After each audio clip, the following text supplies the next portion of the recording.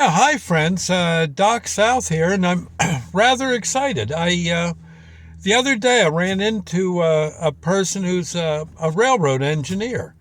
Yeah, which to me would be just a super job to have.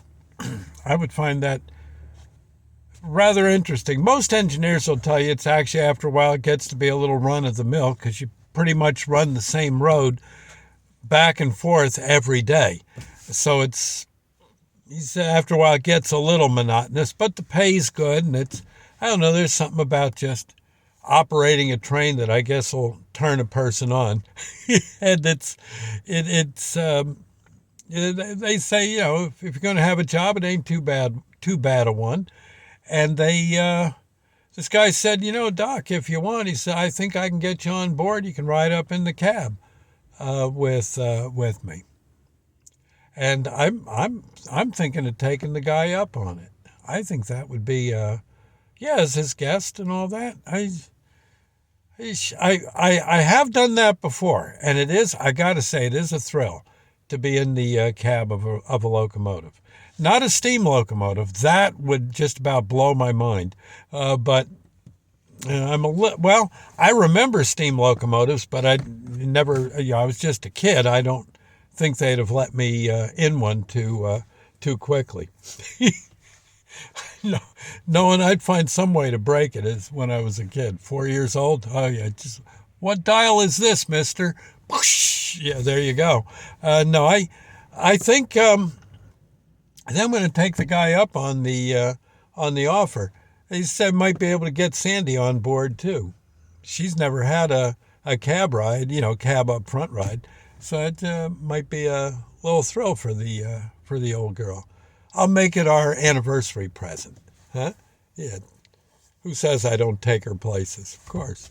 I can see her rolling her eyes now. Get her a soft pretzel at the big station. Sure.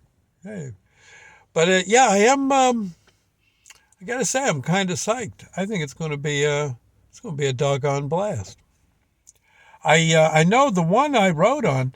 You'd be surprised how often I'm riding along with the guy. I'm looking out. I'm on the left. He's on the right, and whoosh, we're going down the road. He's all look at this, and he hits his brakes, lays on the horn. Some clown's trying to cross the tracks in front of him, right in front of him. The guy just made it.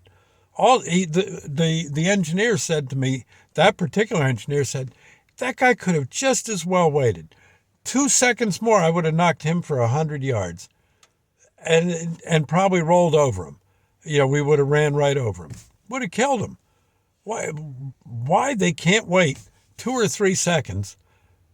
No job is that important. And he was and the guy's right. Guy's right. I remember his rescue down in North Carolina. We had a lot of people just figured it was okay to just pull out in front of a doggone freight train. And those freight trains down there they ain't doing 2 miles an hour. They're cooking. Man, you get hit by a freight train, you got so much momentum behind them, they're going to knock you for about a mile. Maybe not. I might be exaggerating a little, but not really. It's going to be about a mile before they can stop. It's, and by that time, you may not be among the living, shall we say. It's you've got to be very careful around trains. They will rip you up. But again, on a brighter note, I'm kind of looking forward to this possibility. It might be a cool day. Get one of them big old pretzels down at the big station, down in the big city. Maybe a nice good cup of railroad coffee. Oh yeah, sounds like a plan. Huh? Yeah, I know. And I would say I don't see why Sandy wouldn't want to come along. She's always into that kind of thing, doing something new. Huh? Yeah, well, we'll have to see what we can do. Anyway, I'll see you later, friends. I got to get into work. I'll see you later. Bye now. God bless.